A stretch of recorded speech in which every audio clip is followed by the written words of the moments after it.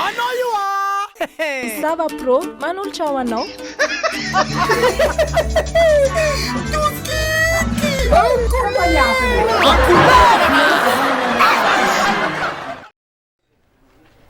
Leo mihitsy alesy te tena nanao vacances te tsy mihinakanina mihitsy. Nagnino? Allergique ako. Trondro lesy zany langouste avatsy. Mihinana langouste, hetsy foana lahy. Iza anao nge mitovy aminay. Mihinana lamori tonga de fotsatsa volokolona tsy haiko hoe inona lesy zao mba tsy nahazo anko zany. Tena tsy mandeha amlomo zay hihinana anana foana.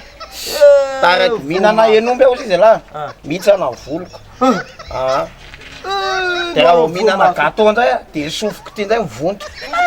De fa tsy haiko tsona inona no anko ty anana foana angamba lesy. Sao de misy solution lesy lava tena elagna elagna tsisy allergique. Sanjary mbo allergique tanao za ndraiky mihinana kisoa izy nao. Za koa fa amina kisoa igny. Siro za tamin'ny sabotsy angamba izy igny.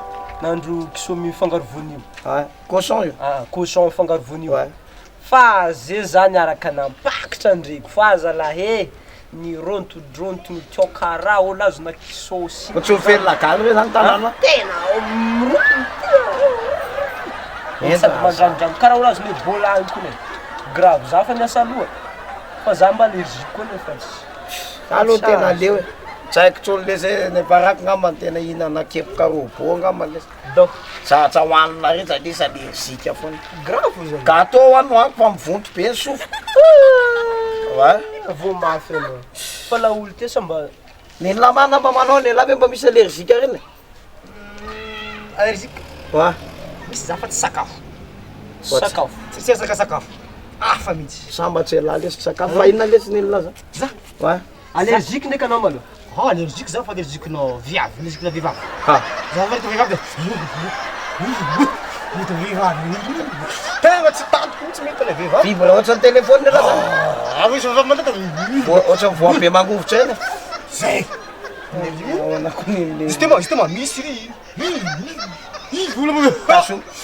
Tasoma sao de aretina andro be lesy nila ty zany. Lahy za mampatahotra So mba fa retomborogno ndraiky ninao. Ya. Ohatry mampatahotra sy banty. Fa lasy e. Tsy tanto ko mito. Alahelo ty banty.